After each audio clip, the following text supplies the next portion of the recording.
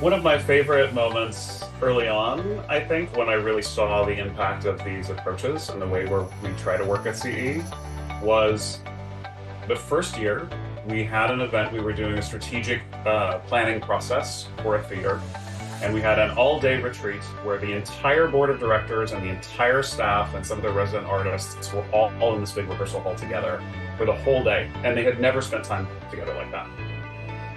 And so we did a lot of the things you would expect, a lot of things so they could get to know each other, a lot of things to explore different parts of the company and how it worked, to see what's really important to them.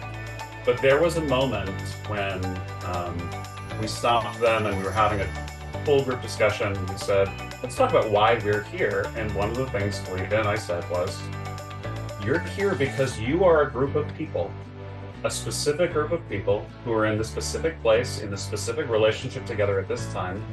And you can do anything you want.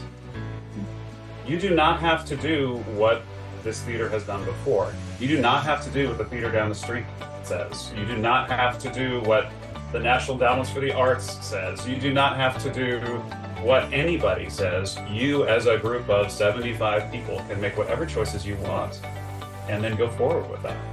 And there was this energy in the room. You have those moments when, and you see this in performance and things too, but when like everything stopped and everyone really heard that at the same time. And there was this sense of intake of breath, and there was a sense of energy and empowerment, and like we can do whatever we want. Mm-hmm. Well, let's figure out what we want to do, and let's do that. So that was one really powerful moment from early on that stands out. Another one, which I like, another moment that really showed the power of the kinds of ways we're working, was we were working with a board committee of an organization on what their plans were going to be going forward. And they had been really struggling together because some of them wanted to do some things and some wanted to do another, and some felt that the principles of the organization didn't match with what other people wanted to do. So we used one of our techniques that we've developed, which we call strategic pathways, where we just listen, like, what is most important to all the people here? And then we take each of those ideas and flesh them out and say, okay, you're saying this idea or this program or this value or this word is really important to you. What if we built the whole company on that? What would your activities look like? What would your finances look like? What would your programming look like? What would the staff and board and artists and people do? How would people see you? What might your mission statement be then? And we laid it all out. And we did that for like 6 or 7, basically everybody in the room, the thing they said was most important to them, we laid it out. And there was one board member who had been involved for a long time, very passionate. And we took a phrase that she used in every meeting and we built one pathway all around that. And she read through it and she stopped and she said, oh, that is what this organization would look like if we really centered on this thing I've been saying for the last 15 years. And that is not actually what I want this organization to be. So she said, I'm going to stop saying that. Let's look at your other ideas. And it was great because here was somebody who was passionate, who was smart, who was thoughtful, who cared really deeply, but had never had the support or the opportunity to actually look at, in actionable, practical ways, what she was saying really would mean. And when she actually got the support to do that, she realized that wasn't what she wanted after all, and then they were able to make other choices and come together. And that really speaks to the real life specificity that I think is part of everything that we do in all of our different work, and that's sort of underlying all the things we're trying to do for people.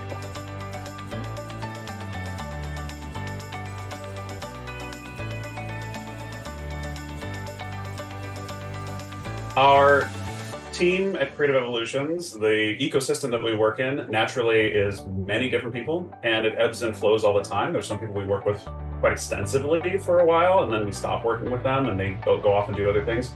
From the beginning, that's been how we've approached the whole idea. There were some amazing people we wanted to collaborate with when we started who said, that's great, but I don't want to be a full-time employee of anything. I've got my other job over here. Or other people who said, well, great, I just want to come in for a brief period of time and then I want to go.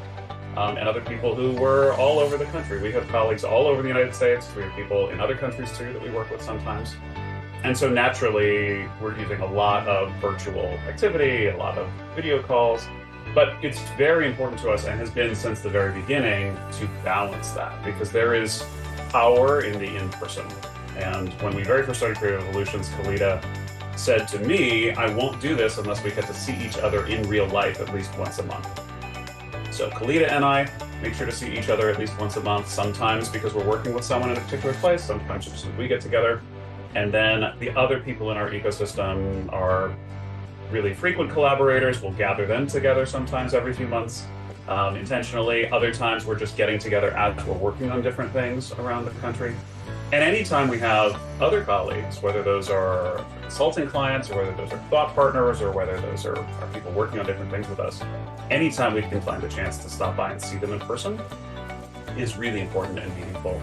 Even if the day-to-day, often as many people do these days, has 6 Zoom calls in a row, on the day-to-day work, the combination of that and understanding what are the things that work well remotely and what are the things that can only happen in person is just really super important to the way we function. I personally, 2 or 3 times a year, will just get in my car and drive around different parts of the country because there's nothing that can replace showing up at an orchestra in Idaho or a theater in Arkansas or a social service center in Massachusetts and showing up and saying, hey, I'm in town, let's have lunch, let me see what you're doing.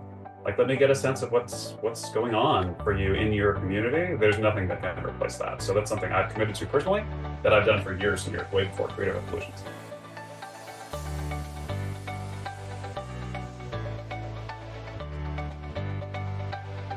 So we use the word ecosystem a lot. It's at the top of our websites, and it is something we say in all of our work. We are not just trying to do a thing in a respectful or inclusive or supportive way, but we are also saying in every engagement, in every activity, in every idea, how does this strengthen the ecosystem?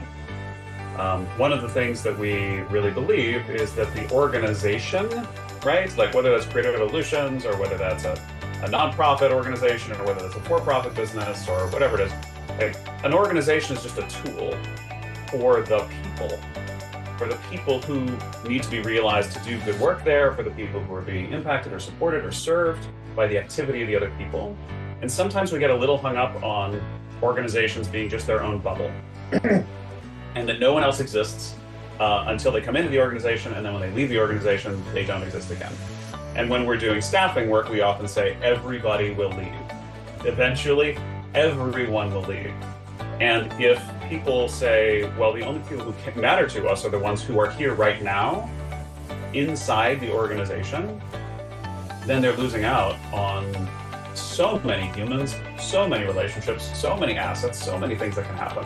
And a lot of the organizations that are actually really healthy and do well are ones who know that everybody will leave eventually, and who plan for that and who embrace that, and whose idea is like, hey, maybe we have 25 paid staff people working here at any given time, but we've been here for 20 years and we have 400 people who have worked here before, who love us, who come back, who talk about us, who talk about what a great experience it was to be here. And they didn't leave because they hated being here. They left because their life changed, or they got a job that paid better, or they moved across the country, or all those different reasons people will change jobs.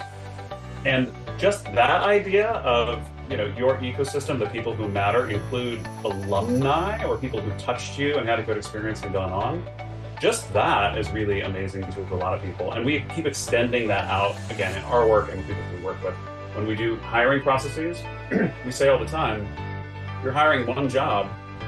So one person, you will say, we want to hire you, and that person comes and that's great. But you probably talked to 2, 3, 4, 5, a dozen other people who are in your industry, who maybe are in your immediate geography, who are really excited about your organization.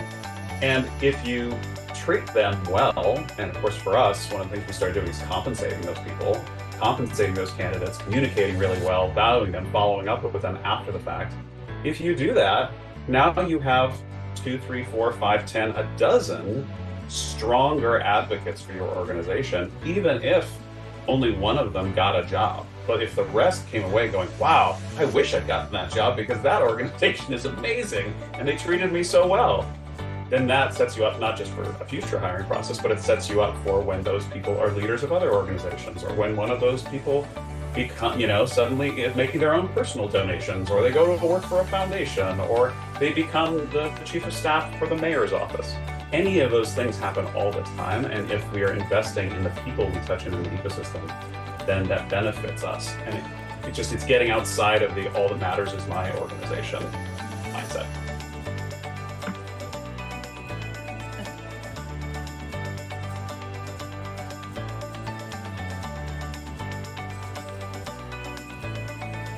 Values. I've worked with many organizations, many people for years about values and finding the right values words to center people's behavior. But what happens a lot in organizations is they argue and argue and argue for weeks or months at a time over what specific values make the most sense to them. And they finally come to agreement on the semantics. It's this word, or it's these 3 words, or it's this list of 10 words. And then they all leave the room. And then if you go and ask each of them afterwards, well, what is it that you're actually expecting how are you expecting that other person to behave because of these values? You discover that they're actually not necessarily aligned at all.